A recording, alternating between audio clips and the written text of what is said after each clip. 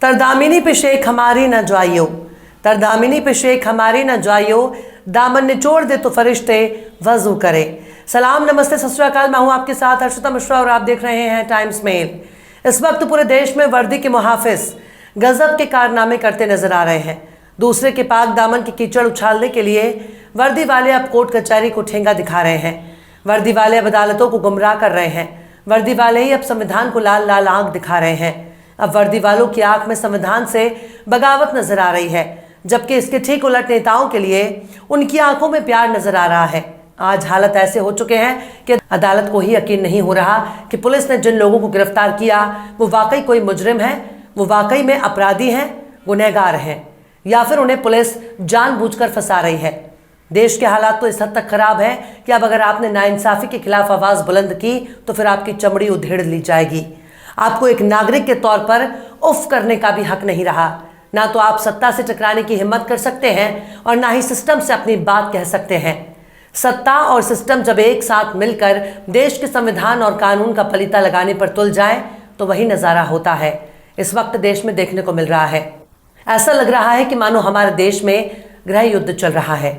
ऐसा लग रहा है कि मानो हमारे देश के लोग अंग्रेजों के सामने खड़े हों और अंग्रेज नागरिकों को नोच खाने के लिए तैयार खड़े हों। पुलिस ने अब गांजों की बरामदगी दिखाकर 2 लोगों को गिरफ्तार कर लिया।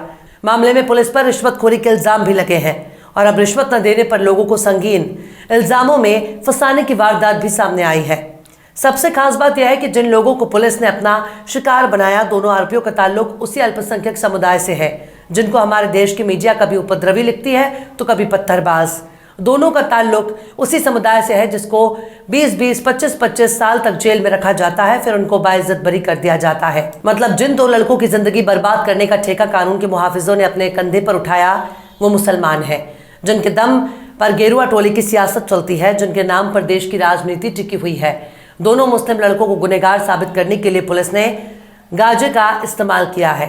दोनों से पुलिस ने गांजा बरामदगी दिखाकर गिरफ्तार किया। जब कोर्ट में पेश किया तब खाकी वालों की पोल पट्टी खुल गई और ये भी सामने आ गया ये पैसों के लिए कुछ भी कर सकते हैं। खुद अदालत ही पुलिस के इस कारनामे को बहुत ही गौर से देख रही है। उत्तर प्रदेश के मेरठ में पुलिस वालों की करतूत उस वक्त बेनकाब हो गई जब पुलिस ने 2 लोगों को अदालत में पेश किया। अब अदालत ने उल्टा पुलिस को ही कटघरे में खड़ा कर दिया। दरअसल गांजा तस्करी के इल्जाम में पकड़े गए 2 लड़कों ने भरी अदालत में पुलिस की पोल खोल दी है। दोनों लड़कों ने अदालत में जो बातें पुलिस के बारे में बताई हैं उसे सुनने के बाद कोर्ट ने आरोपियों के बयानों की सच्चाई जानने कई सबूत पेश करने का हुक्म सुनाया। अदालत ने पुलिस से गिरफ्तारी के वक्त की सीसीटीवी फुटेज मांग ली है।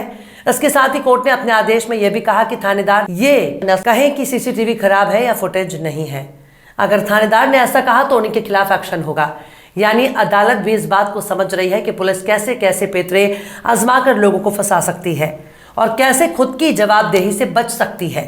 फिलहाल अदालत का आदेश सोशल मीडिया पर वायरल हो रहा है। इस आदेश के बाद पुलिस महकमे की जमकर थू-थू हो रही है। मेरठ के लिसाड़ी गांव के रहने वाले आहिल बल्द सुलेमान और सुहेल बल्द पप्पू पर गांजा बरामदगी का इल्जाम है।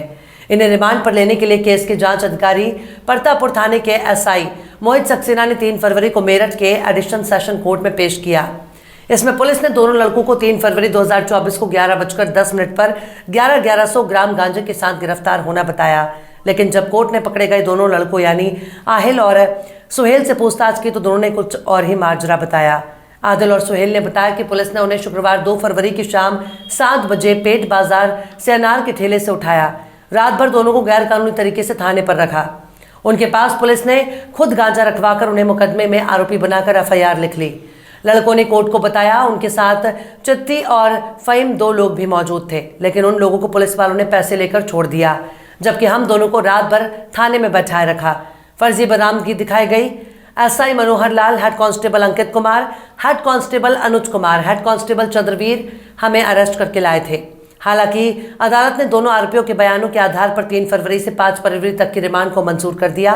वहीं परतापुर थाना अध्यक्ष और जांच अधिकारी को बेहद सख्त लहजे में हुक्म सुनाया है। कोर्ट ने अपने आदेश में लिखा कि दोनों आरोपियों को गिरफ्तार करने वाले पुलिसकर्मियों की 2 फरवरी से 3 फरवरी तक की मोबाइल लोकेशन पेश की जाए। मतलब अदालत देखना चाहती है कि आदिल और सुहेल को गिरफ्तार करने वाले पुलिसकर्मी कहाँ थे, ताकि आदिल और सुहेल के बयान और पुलिस के दावे की पुष्टि हो सके। इसके साथ ही अदालत ने 2 फरवरी से 3 फरवरी दोपहर 2 बजे तक के थाने की सीसीटीवी फुटेज कोर्ट को पेश करने का हुक्म सुनाया है। इतना ही नहीं, सीओ ब्रह्मपुरी के सीओजी नंबर पर कॉल करने की डिटेल का मोबाइल स्क्रीनशॉट भी पेश करने के लिए हुक्म दिया। पर मामला सिर्फ यहीं तक नहीं है। अदालत ने पुलिस की किसी भी हीला हवाली या फिर बहानेबाजी की गुंजाइश ही नहीं छोड़ी। अदालत ने आदेश में साफ तौर पर कह दिया कि थाने से अगर ये रिपोर्ट मिली कि सीसीटीवी खराब थे या फुटेज वेस्ट हो गई, कोई पार्ट डिलीट हो गया, तो संबंधित थाना अध्यक्ष के खिलाफ एक्शन लिया जाएगा। धारा 58 एनडीपीएस एक्ट की कार्रवाई भी अमल में लाई जाएगी। अदालत ने अपने आदेश में कहा है कि जांच अधिकारी उस अवधि की सीसीटीवी फुटेज कोर्ट में प्रस्तुत करें। आरोपियों ने कोर्ट के सामने यह भी कहा कि वो बहुत गरीब है, इसलिए उन्हें सरकारी खर्च पर वकील दिया जाए जो उनका केस लड़ सके। दोनों लड़कों को वकील भी पैरवी के लिए दिया गया है। मतलब अदालत ने पुलिस की बंद कलई खोलने में कोई कसर नहीं छोड़ी। अदालत के आदेश को देखकर साफ हो चुका है कि अदालत को पुलिस के दावे पर बिल्कुल भी यकीन नहीं है। पुलिस क्या कर रही है और किसके लिए कर रही है, ये बात अब पुलिस महकमे को समझने की जरूरत है। पुलिस को समझना होगा कि उसकी यह हरकत किसी की जिंदगी को तबाह कर सकती है। पुलिस अगर पैसे के लिए यूं ही यहाँ वहाँ जहां तहां लार टपकाती रहेगी तो फिर पुलिस का क्या वजूद रह जाएगा। उत्तर प्रदेश में योगी बाबा की पुलिस पहले से ही बहुत बदनाम है। खासकर रिश्वतखोरी के मामले में यूपी पुलिस का दूर दूर तक कोई सानी नहीं है। पुलिस किस तरह से वसूली का अड्डा बन चुकी है, इस बात का अंदाजा इसी खबर से लगाया जा सकता है कि इसी साल जनवरी में यूपी पुलिस का दरोगा रिश्वत लेते रंगे हाथ पकड़ा गया। दरोगा जी ने जानलेवा हमले की धारा हटाने के लिए 10,000 रुपए की रिश्वत की मांग की थी। रिश्वत लेते दरोगा जी को एंटी करप्शन की टीम ने थर लिया। लाइव हिंदुस्तान ने 17 जनवरी को अपने इस खबर में लिखा कि एंटी करप्शन सहारनपुर की टीम ने भोपा थाने में तैनात दरोगा को 10,000 की रिश्वत लेते हुए भोपा क्षेत्र से रंगे हाथ गिरफ्तार कर लिया। दरोगा ने मुकदमे में चार्जशीट में धारा करने के नाम पर 10,000 रुपए की रिश्वत ली थी। एंटी करप्शन की टीम रिश्वत के साथ पकड़े गए दरोगा को अपने साथ लेकर थाना सिविल लाइन पहुंची और उसके खिलाफ रिपोर्ट दर्ज कराई। मतलब पुलिस की वर्दी तार तार करके ही पुलिस रिश्वतखोरी को अंजाम दे रही है। पर ऐसा नहीं है कि खुद योगी सरकार इस तरह की घटनाओं से अनजान हो, बल्कि खुद योगी सरकार ने भ्रष्टाचार रोकने के लिए सख्त कदम भी उठाए हैं। इसी साल जनवरी में नवभारत टाइम्स ने लिखा कि यूपी पुलिस भर्ती, योगी सरकार ने ले लिया फैसला, अवैध वसूली करने वालों पर होगी सख्त कार्रवाई। इस खबर में बताया गया कि सरकार ने भ्रष्टाचार पर लगाम लगाने के लिए योजना बनाई है। इसके लिए नोडल अफसर की तैनाती की जाएगी। अवैध वसूली पर सख्त कार्रवाई की तैयारी की जा रही है। बीते साल नवंबर में एबीपी न्यूज ने लिखा कि लखनऊ में घूस लेते दरोगा को एसीबी की टीम ने रंगे हाथों पकड़ा, 10,000 की ले रहा था रिश्वत। इस खबर में बताया गया कि एंटी करप्शन टीम ने लखनऊ में एक दरोगा को 10,000 की रिश्वत लेते रंगे हाथों गिरफ्तार किया। एंटी करप्शन टीम दरोगा को पकड़कर अपनी गाड़ी से पीजीआई थाने ले आए, जहां उस पर मामला दर्ज किया गया। एंटी करप्शन टीम के हवाले से बताया गया कि 28 अगस्त को बंथरा थाने में एक किशोरी को बहला फुसलाकर अपने साथ ले जाने की एफआईआर दर्ज हुई थी। इस मामले की जांच दरोगा राहुल त्रिपाठी कर रहे थे। जांच के दौरान केस में रेप की धाराएं बढ़ाई गई। इस मामले में पुलिस ने आरोपी विशाल रावत के साथ एक और आदमी को जेल भी भेज दिया। रेप की घटना लखनऊ के एमएफ टावर स्थित होटल में हुई थी। ऐसे में दरोगा ने होटल मालिक विनोद कुमार से कई बार पूछताछ की और पूछताछ के दौरान विनोद को उसके होटल में रेप के इल्जाम में फंसाने के लिए डराया था। इसके बदले में दरोगा ने रिश्वत मांगी थी, जिसके बाद एसीबी ने दरोगा को रंगे हाथों दबोच लिया। पर मामला सिर्फ यहीं तक नहीं है। मीडिया रिपोर्ट्स की जांच की जाए तो ऐसे अनगिनत मामले नजर आएंगे जब पुलिस वाले रिश्वत के चक्कर में रंगे हाथ पकड़े जा चुके हैं।